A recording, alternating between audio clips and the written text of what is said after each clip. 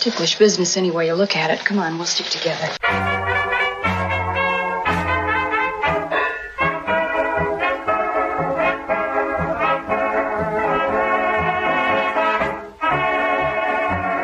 It's Ticklish Business, the podcast devoted to honoring and deconstructing the world of classic cinema. I'm Kristen Lopez. I'm Samantha Ellis.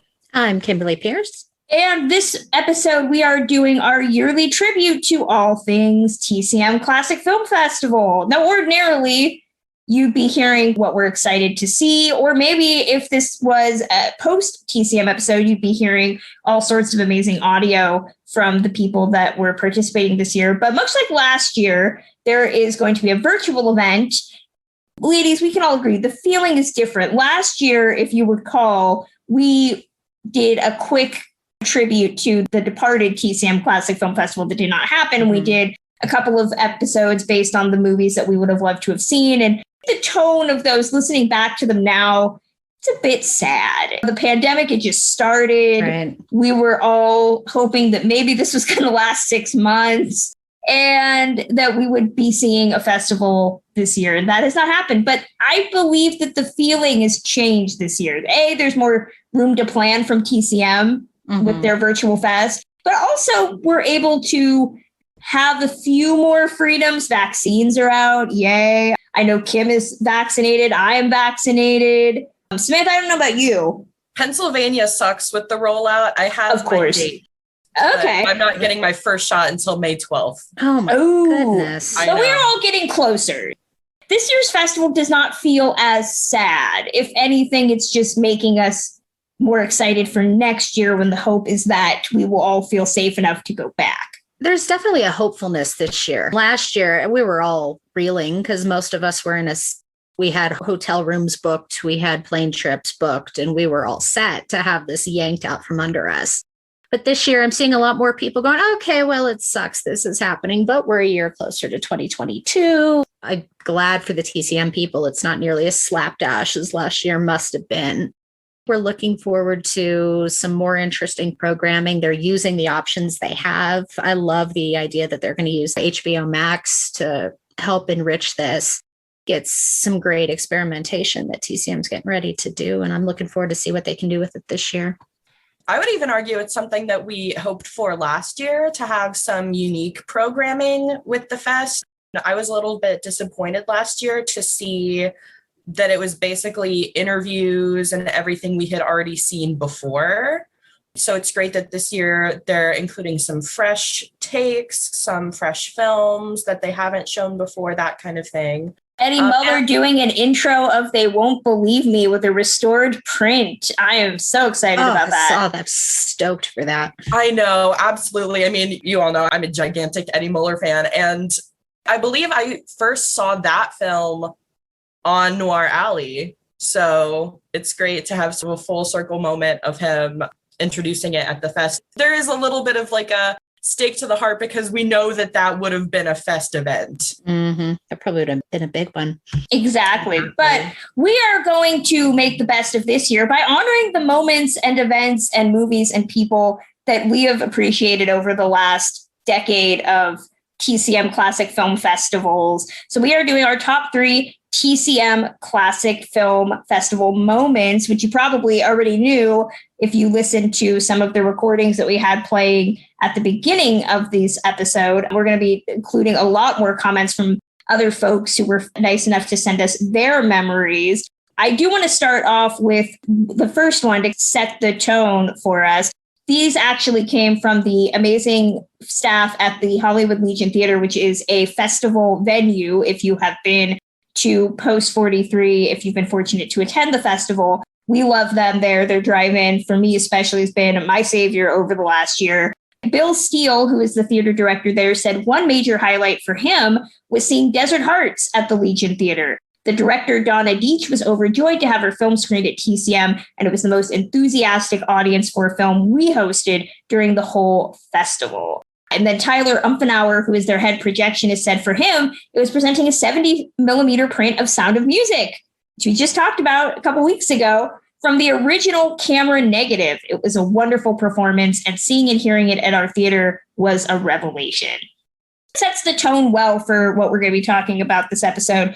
I don't know about you two, but for me, I tried to be as egalitarian as I could and balance movies with people, with just fun. I'm sure that much like the TCM Film Festival, I could do a top 10 or top 15 and it would be different. But these are the three that always stick out for me. Was it similar for you two?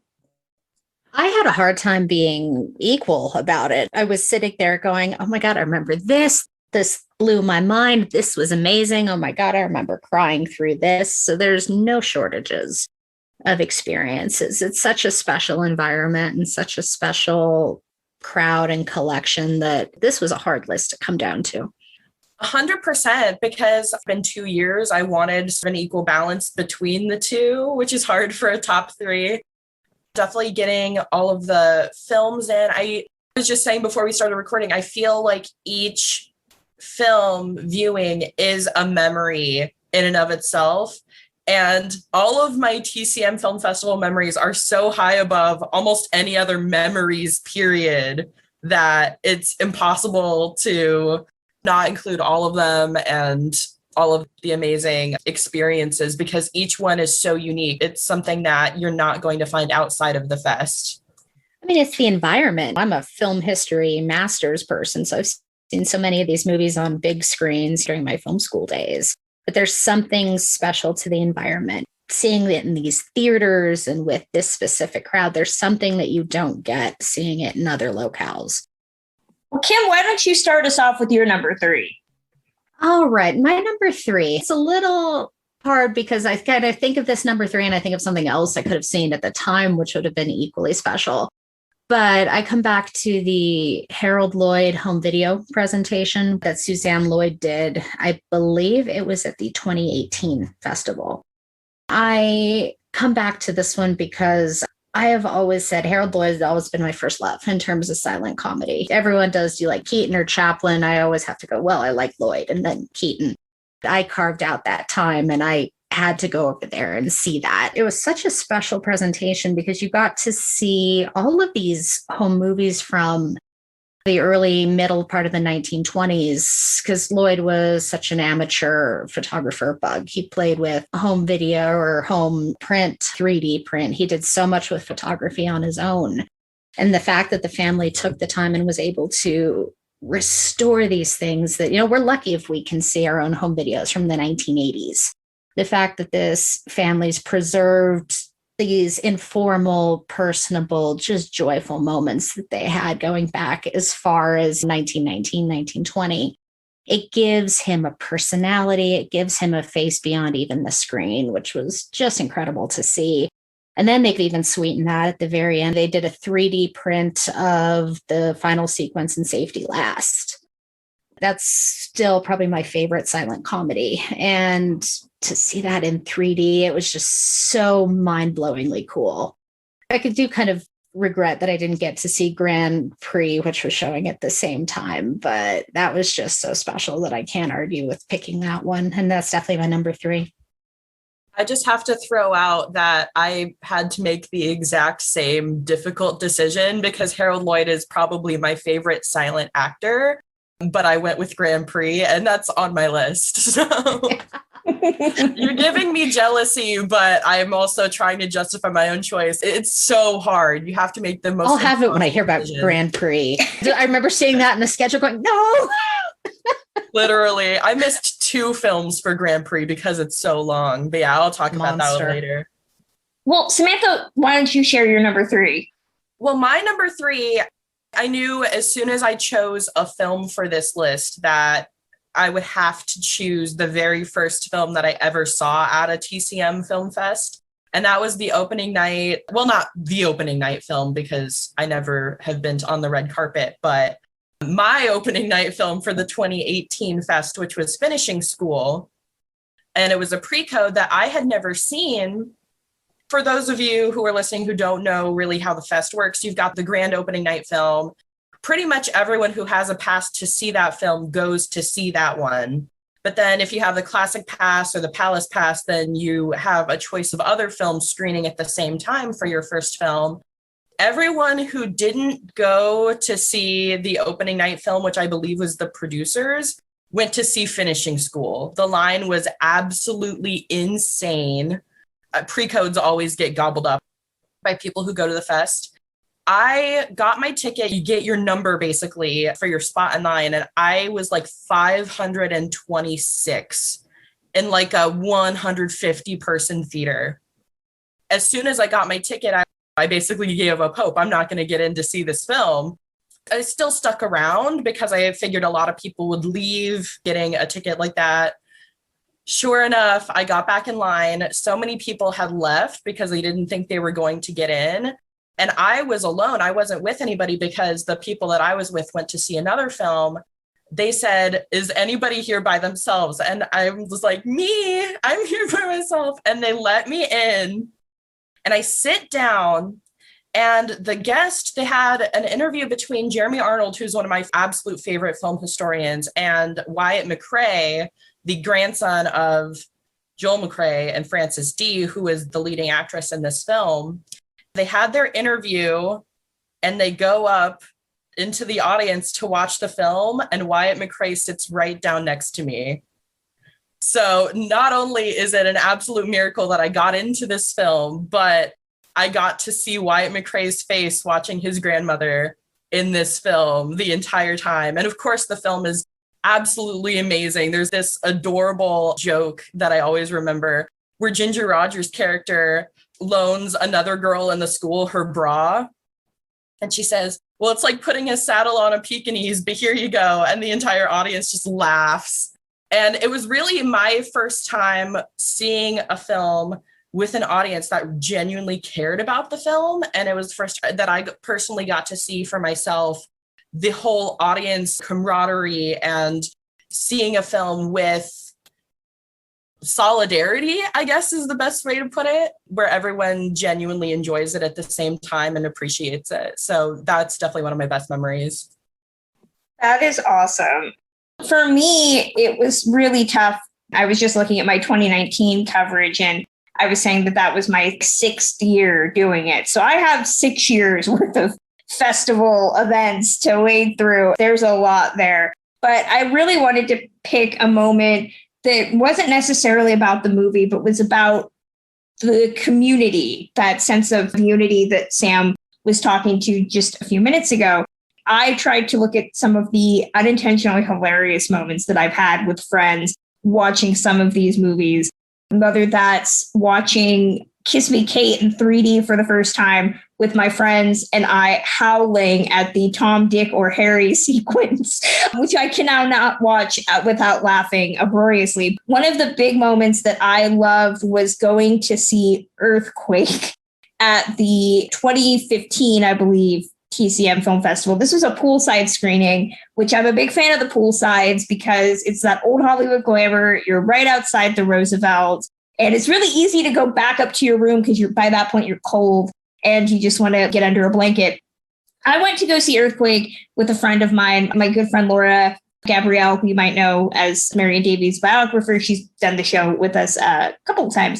We decided to watch Earthquake. It's an Irwin Allen disaster movie with Charlton Heston and Ava Gardner. And I want to say that it was Ileana Douglas who did the intro with Victoria Principal, who was one of the stars. And first off, the conversation was incredibly awkward between the two of them because I think Ileana asked at one point if it was intentional that the Victoria Principal character was supposed to be Black, and Victoria Principal has a big afro in the movie. So it really set the tone for what was about to unfurl. And the whole movie was just us laughing. And I think at one point, another good friend, Kendra Bean, who was Vivian Lee's biographer, showed up. And we just started ripping on this film in our little corner of the poolside, just making fun of Charlton Heston's virility and Ava Gardner screaming at everybody and Genevieve Bujold looking like a beautiful babe in the woods. And that's all before the earthquake shows up. So it was just a great, hilarious time. And I think that that's what I really love the most. And I think what most people miss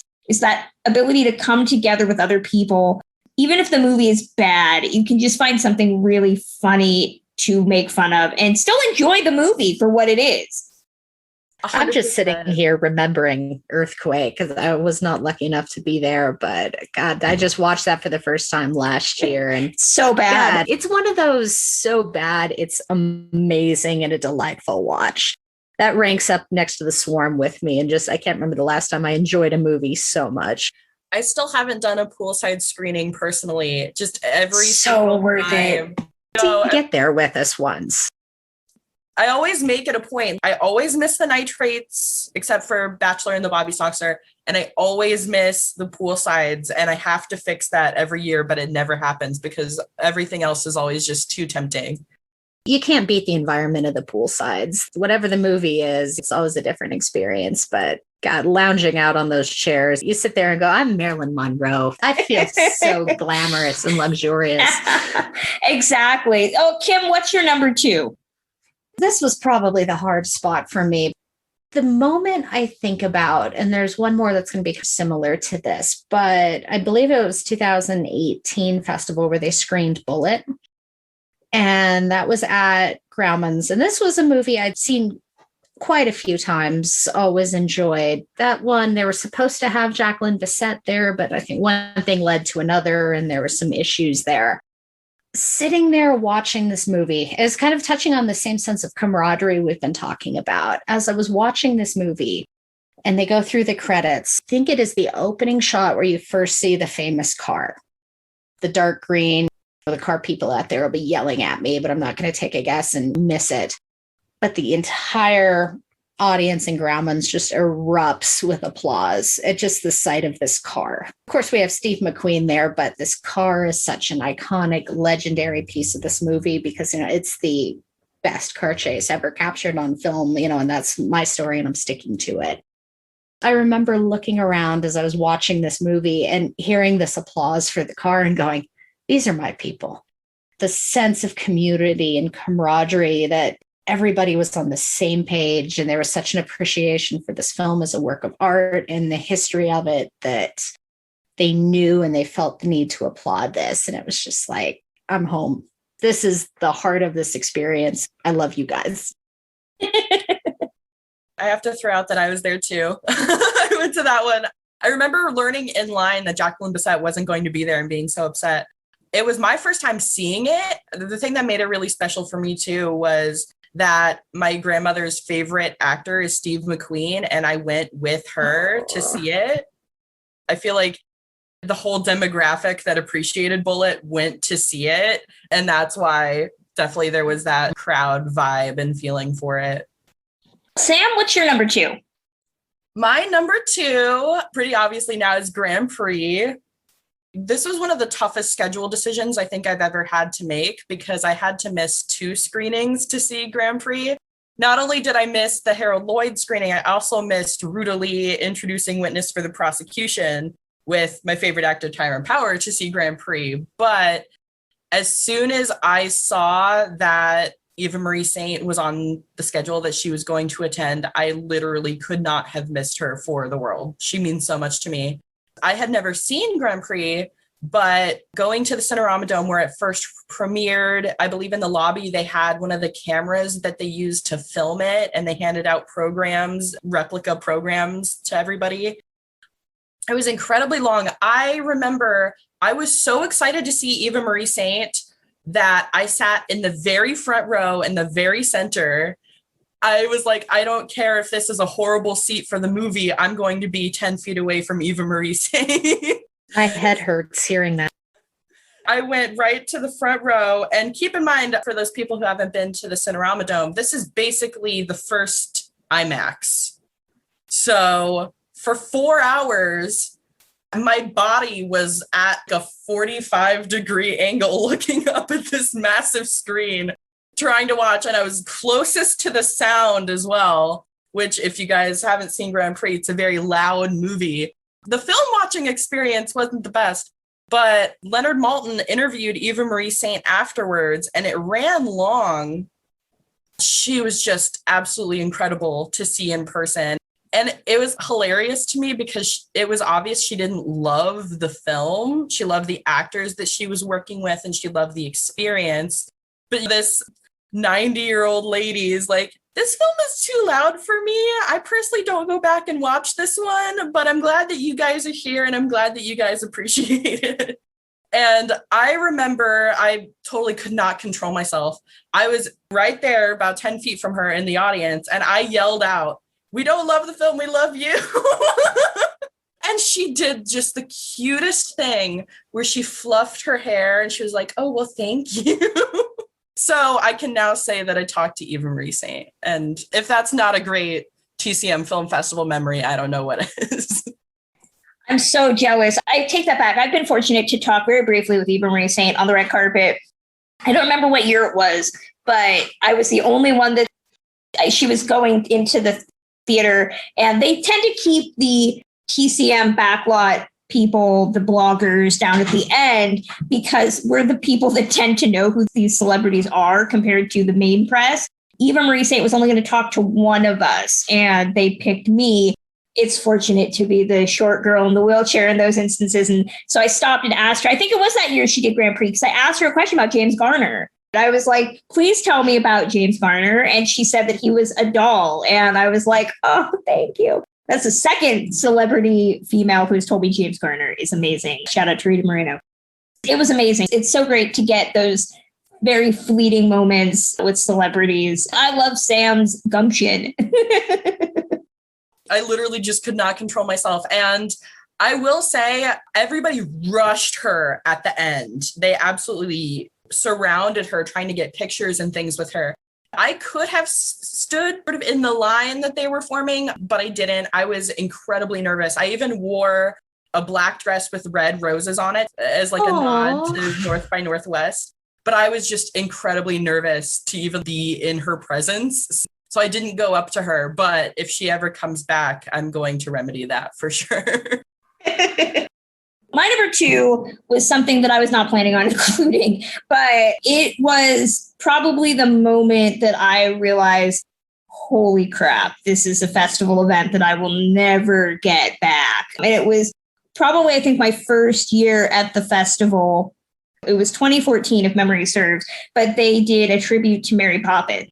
And Disney is incredibly stingy with their prints. They do not give them away a lot, which is why when Sleeping Beauty premiered at the festival in 2019, it was a really big deal because it had been 3 years since they had done one with Bambi, and they used to do them fairly regularly. So 2014, they did a tribute to Mary Poppins. I maintained I was going to be there when they did the tribute to Richard Sherman, who was one of the co-songwriters of the music in Mary Poppins. It was in the Blossom Room of the Roosevelt Hotel. So I made a plan to sit there the entire day in the front so that I would have a seat.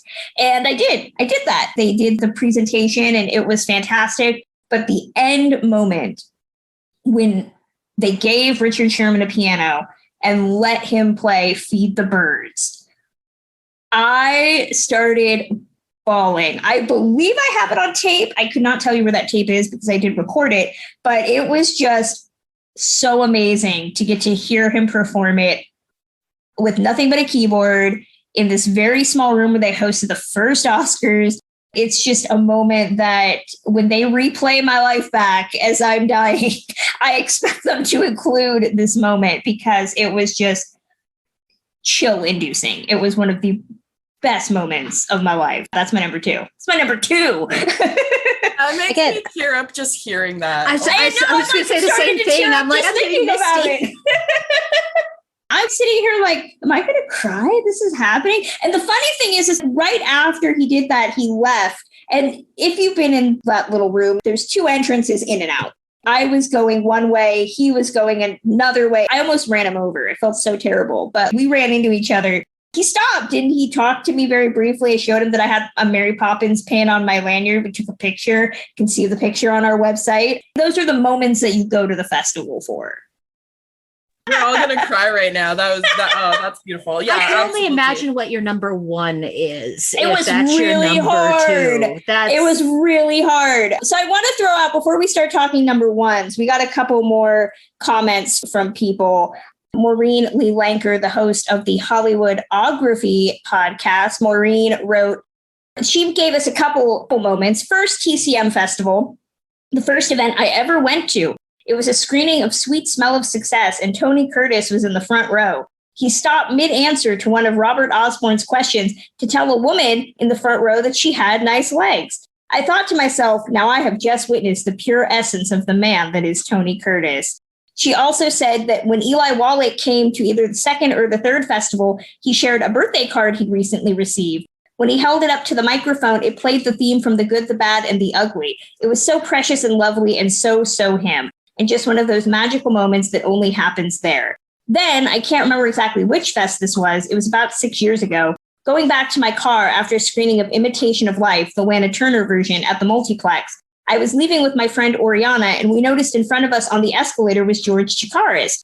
We stopped him, asked him for a photo, and he was so gracious and lovely and excited that two random girls in the mall in their 20s recognized him and were fangirling out over him. He wasn't even a guest that year. He was just attending the same screening I'd been at, a movie fan just like the rest of us. Maureen has the best encounters. I'm following her next year. Those are I know who incredible. I'm with now. I will also agree. I've met George Chakiris before. He is an absolute gem. And we also got a tweet from Irene Turner at Renola who said, while attending the opening night film A Star is Born, everyone around me realized we were sitting near Eli Wallach and we all stood to applaud him. Eli Wallach got around too at the festival when he was going. I'm noticing that. Kim, what is your number one? This was hard. I think it was in the same block of films as Bullet in 2018. We did the Friday night film, and I want to say it was early Saturday. They screened Sunset Boulevard. It was 2018.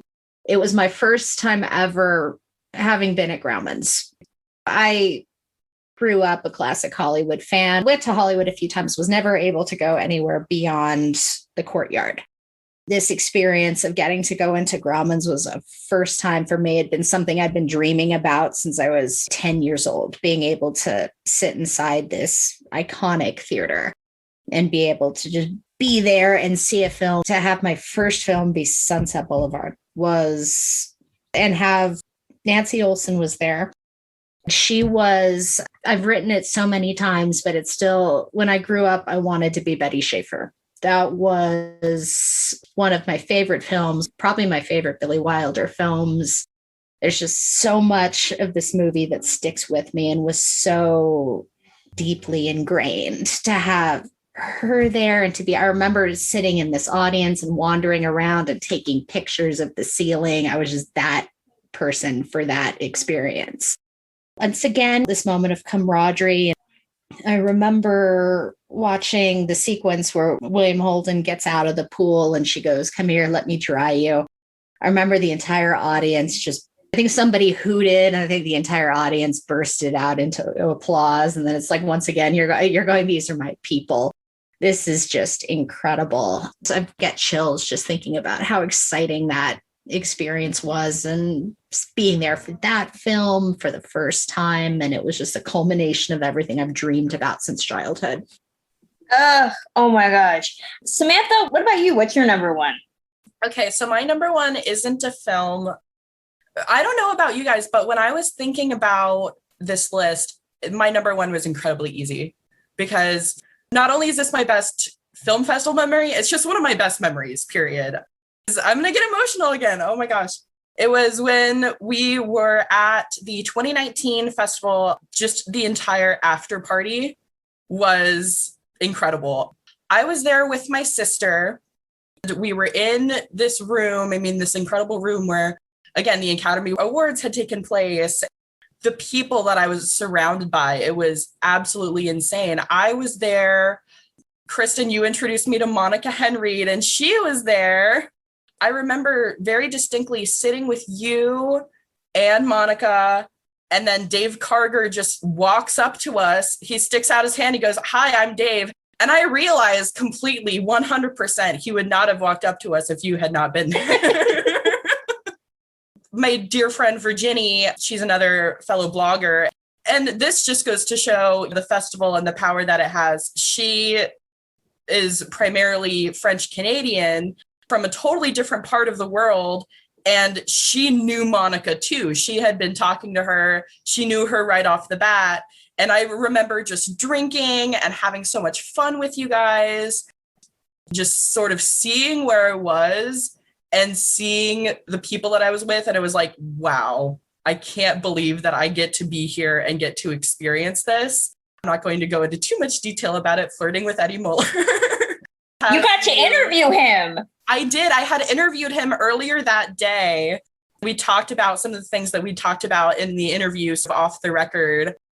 Probably the best night of my life, if I'm going to put that label on it. It was just incredible. And I can't wait for more moments like that. Sam, you can find it on your Facebook because I literally just shared it, but it popped up in my memories that on this day, 2 years ago, you and I met face to face for the first time. That was going to be in my honorable mention. It was. We're going to talk about it. Yay! About that one. It was just kind of insane to me, too. I've been 2 years. I've been to the 2018 and the 2019. And the fact that at the 2019, I had established myself more as a blogger and more on social media. And people were just pointing me out, like they knew who I was. Not only that, but I recognized so many classic film bloggers and so many people I knew just from the internet and who loved the same things that I did. I can't imagine what going again would be like, because it really blows up more and more every year as far as me being involved in the community. You knew me by my picture. I remember you going, "Oh my God, you're Mary Astor." And I'm like, "Oh my God." I remember. Oh my God. I mean, we could just do this all day, but I mean, the whole time that we were at Pig and Whistle together, drinking all of the Hollywood cocktails and just talking about. I was not drinking all the Hollywood cocktails because I am a lightweight.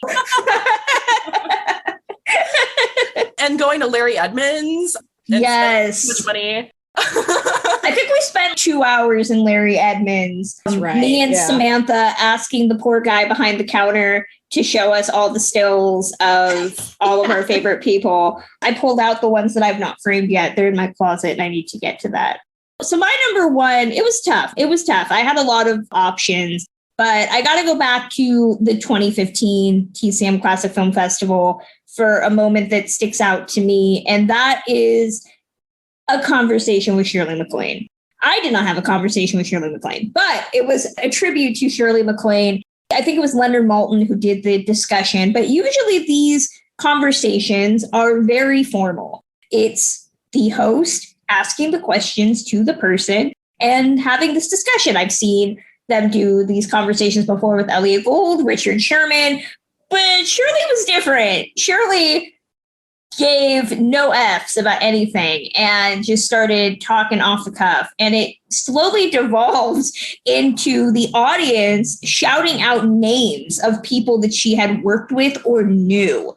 And she was answering the question, whether she liked this person, what she thought about them, puns about Jack Nicholson with no pants on. It was just bonkers. And they literally had to cut her off and told her, "You have to leave. We're out of time." And it was the most lovingly chaotic conversation I've ever seen, where poor Leonard just had to step back and be like, "I've lost control of this discussion and we're just going to let her go." But it was fantastic just getting to hear her talk about all of these people, just sitting at her feet, so to speak, and hearing these stories. It's why we get so sad, I think, when these stars pass, because you lose that history. It becomes watered down second, third, fourth hand.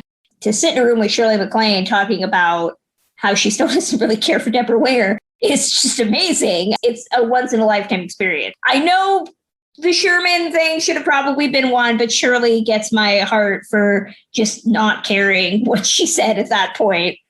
Pure uncensored Shirley MacLaine should be number one, I think. It was great. If I die not having ever been in the presence of Shirley MacLaine, I will have not lived a full life. That is all I'm going to say. I mean, you never know. You never know. One day we might get Shirley on here. We had another email that I didn't want to forget. It came from our good friend Sean Moore, who we get to see regularly at the festival. But Sean wrote, "Since I've been to all the TCM Classic Film Festivals in Hollywood, I have lots of great memories and hope to have more. the one that I think checked all the boxes for me was the first festival in 2010, closing night film at Grauman's Chinese, or whatever the theater was called that year. It was the North American premiere of the restored Metropolis with live original music by the Alloy Orchestra. Several things made that event so exciting. I had always enjoyed the film, but only seen it in its truncated form and on a TV screen.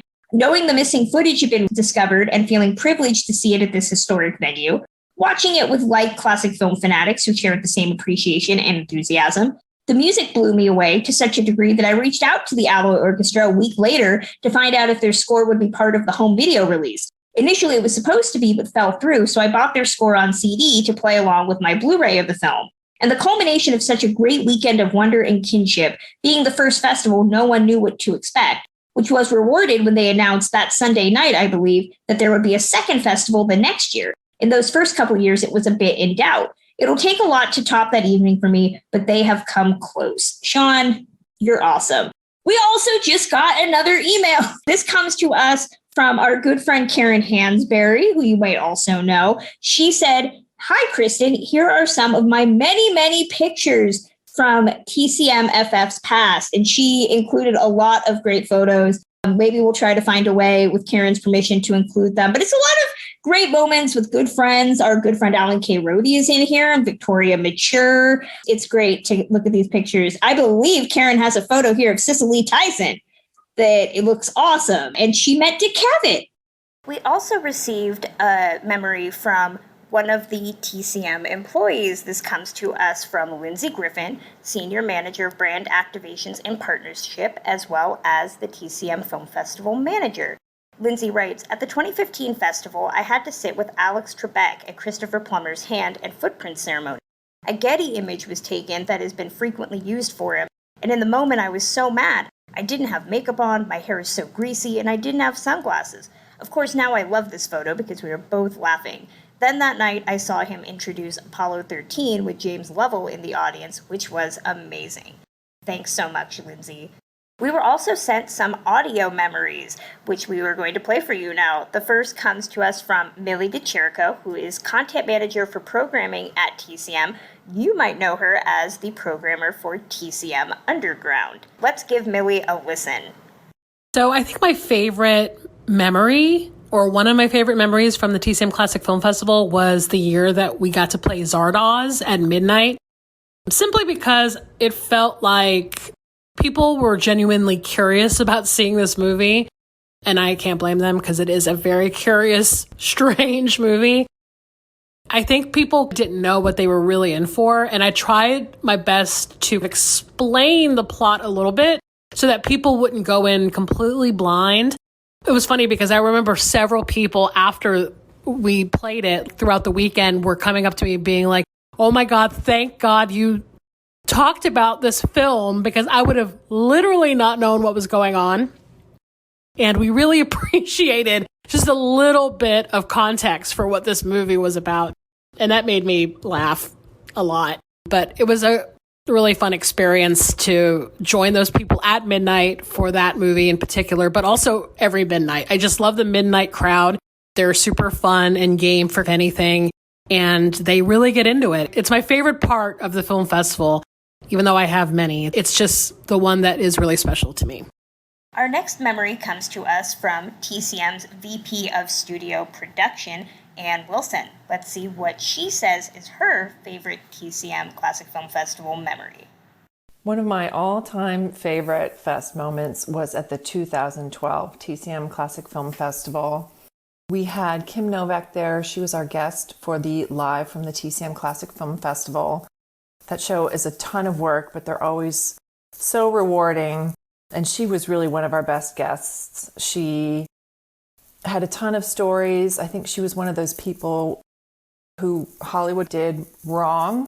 And so she left Hollywood, and I think she had a lot of resentments that she shared with Robert Osborne that day. And she really left nothing out there. It was a very emotional interview. She started to cry, and I think she had everyone in the audience in her hand. And I remember the next day, she did her hand and footprint ceremony at the TCL Chinese Theater. And I remember she put her hands in the cement And then she held them out and she had the biggest smile on her face. It was like she had just given confession and there was just a relief and a peace to her. And I actually think I teared up. It was just such a powerful moment. So that would be one of my favorite moments. And the final memory we were sent comes courtesy of Yakov Friedman, the fan engagement senior manager, who you might know as the overseer of TCM Backlot. Let's let Yakov share his favorite TCM memory. Hey, my name is Yakov Friedman. I work with Turner Classic Movies, and my favorite memory from the TCM Classic Film Festival was just a few years ago in 2018. One of the things a TCM staffer does during the fest is what we call venue host. That's where we get up there before the movie begins and we tell everyone to turn off their phones, and we announce any new TBA screenings that have been scheduled, and we introduce the talent who will be speaking right before the movie. 3 years ago, I was venue hosting on a Saturday night in House 4 of the Chinese multiplex. House 4 is the small theater that's equipped to 35 millimeter, and it's always a hard ticket to get into. That night, we were showing The Raven, the Roger Corman movie from 1963. It has Vincent Price and it's got Boris Karloff in it. And it isn't what we would consider the best movie in the world, but we were showing it in 35 millimeter, and it looks fantastic in 35. And we also got Sarah Karloff to speak about the movie right beforehand, and she's always a blast. She was interviewed by TCM author Jeremy Arnold, and he really knows his stuff. And their interview was a lot of fun. And then, right before the movie, we did something a little different. We had a poetry reading. So here's a little inside baseball. We had originally planned to have actor Ron Perlman there to read The Raven, the poem by Edgar Allan Poe. Ron Perlman is a big guy, and he's got this beautiful, deep voice, and it would have been really cool, but at the last minute, he had to cancel because he got cast in a movie that was shooting out of town. But instead of canceling the poem, one of our talent producers, a woman named Brandy Austin, said, "I know someone who could do it." And she called an actor she knew named Casey Campbell. This guy, Casey Campbell, he said yes. He shows up, and right before we dim the lights, he steps up and reads the poem. And it's amazing. Everyone knows the poem, "Once upon a midnight dreary, while I pondered weak and weary." But I don't think anyone had ever heard it like this before. It was a performance. It was emotional. It wasn't stagey. It wasn't fake in any way. And everyone there who was watching was just riveted. I had to leave right after the poem because I never get to actually see the movies at the fest. And I walked out with Charlie Tabish, who is TCM's head of programming, and we were just blown away by Casey Campbell and his reading of this poem. I said to Charlie, "That was the best thing I've seen all weekend." And Charlie said, "Yeah, me too." I guess that's what I really love about the TCM Classic Film Festival. We can do these unexpected things that turn out to be better than anyone would have imagined. So thank you, everybody who sent in memories. I do want to throw out some honorable mentions. I had a lot of honorable mentions. I stuck to 3. It was hard. I had to throw out the 2017 Classic Film Festival. This was the year that I was committed, no matter what, to seeing Geneviève Bujold in King of Hearts. It's a 1966 anti-war French comedy film. Not really my thing, the movie per se, but she was going to introduce it. I've been in love with Anne of the Thousand Days since I was in the 6th grade, and she is my favorite actress of all time. I was committed to seeing her in this performance, in this film. I could have probably been a creep and followed her outside after she left, as I know a couple of people did, to try to talk to her, but I did not. It was great just to have that moment of 6th grade Kristen getting to see the actress that made her love movies in a very different movie than the movie that she has loved. So that was a great moment for me. The 2017 festival also was the year after Debbie Reynolds and Carrie Fisher had passed. And so they were showing 1990s postcards from the Edge. I was also very excited to see this. I sat next to a woman who alleged to have been a friend of Debbie Reynolds. No reason to believe she was not. No reason to believe she was. But she was sitting next to me, and overhearing her conversation was a fun moment in itself. And she gave me an unintentional tagline that I drop in casual conversation all the time with absolutely no context. That was all before the movie started. Seeing the movie, which I had never seen before, was fantastic. But they did a conversation with Todd Fisher and Richard Dreyfuss, and Ben did the moderating. You can actually go back and listen to the audio because I did include it. It's on our TCM audio episodes from that festival year. Richard Dreyfuss got really emotional, became very upset. We're all crying in this theater. We just watched this movie.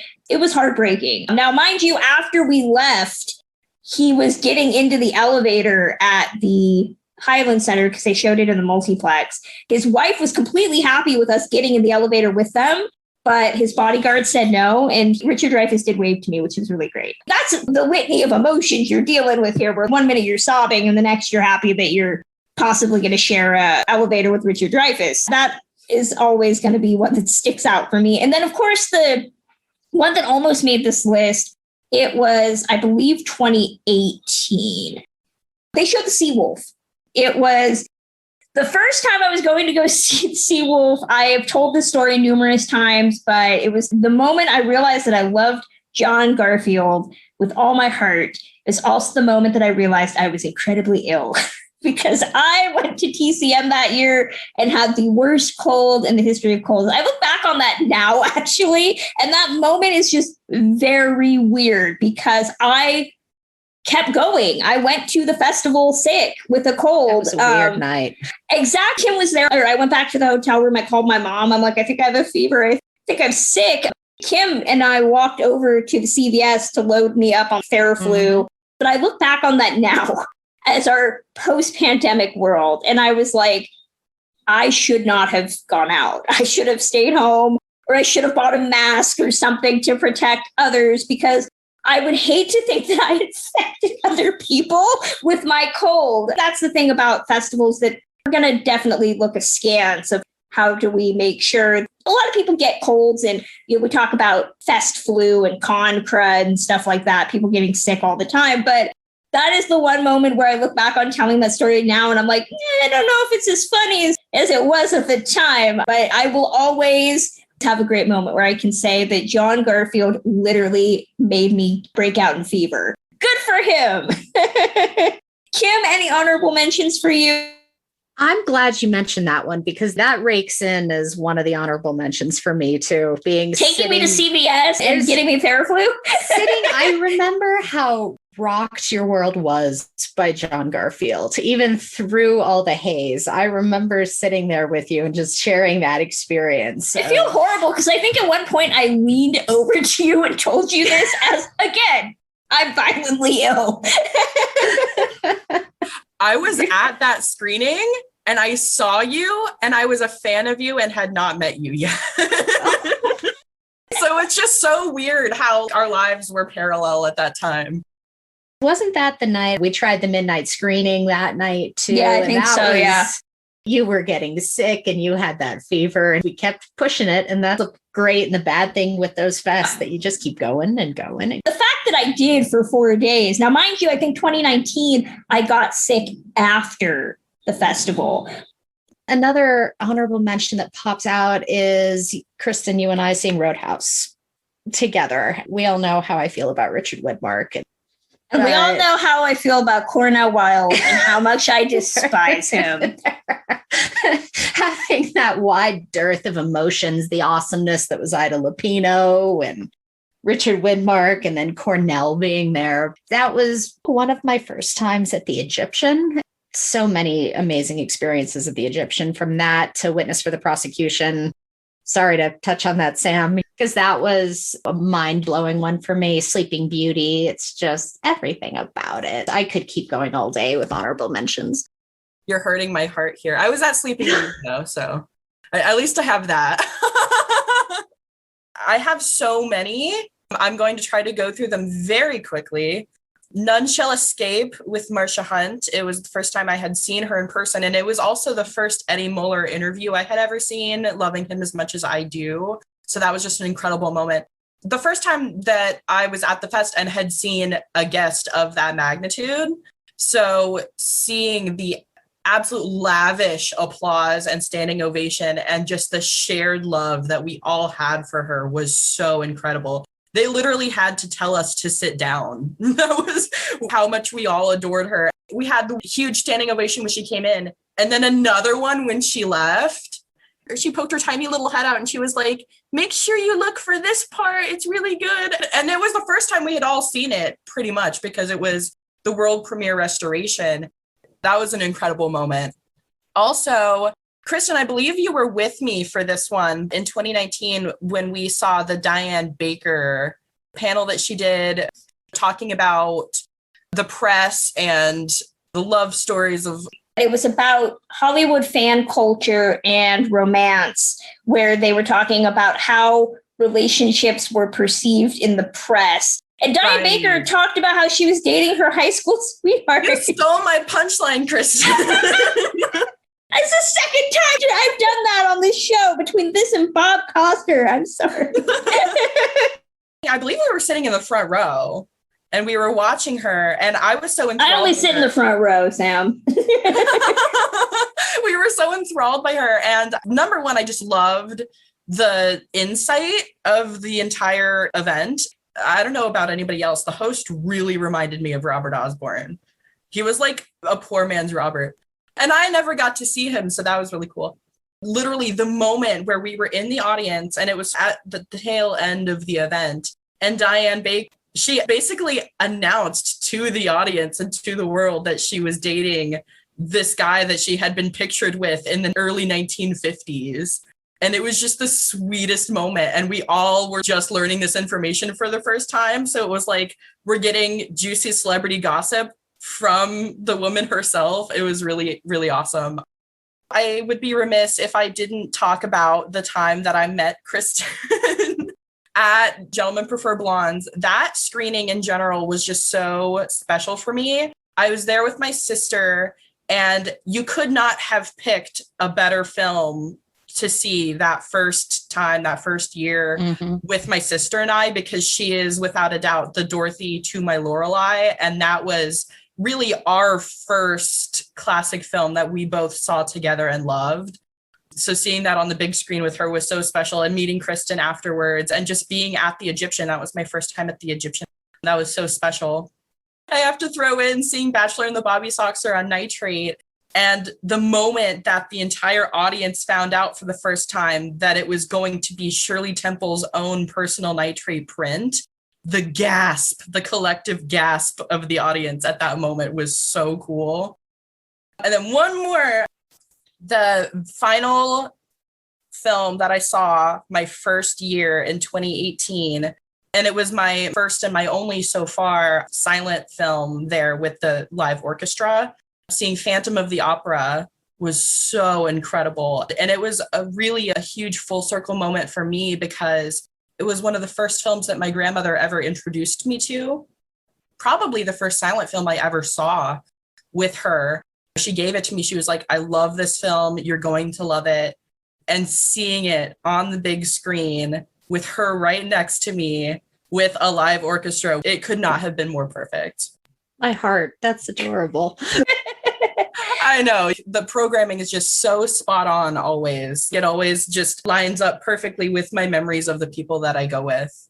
Well, fingers crossed that the world will make sense again and get things under control, and that we will be making memories again next year in person. But I'm sure we will be making some interesting memories of our own this festival. I know that I will be trying my damnedest to recreate the festival as much as I can this year, actually spending some time at the Roosevelt, taking a nice long week off of work, and planning to devote it to what TCM is showing both on the network and on HBO Max. So hopefully everybody can enjoy something and add to this list of amazing memories. And we want to thank TCM for sending us some amazing memories of their own for us to include in this episode. And that's going to close us out for this episode. Feel free to send us your favorite TCM memories. We'll still read them long after this episode is out. you can email them to us at ticklishbiz@gmail.com, or you can tweet them to us or DM them to us at our Twitter, which is at ticklish_biz.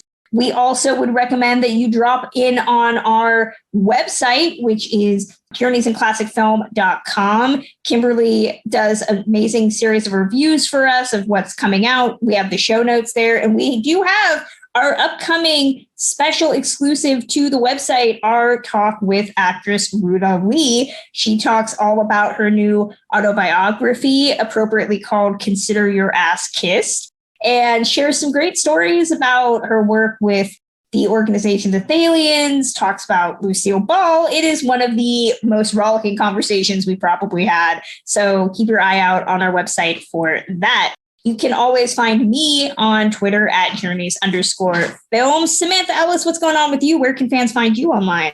I am on Twitter primarily at Classic Film Geek. You can find my blog at musingsofaClassicFilmaddict.com, and you can find my Cooking with the Stars posts over at classicmoviehub.com. And Kimberly Pierce, what about you?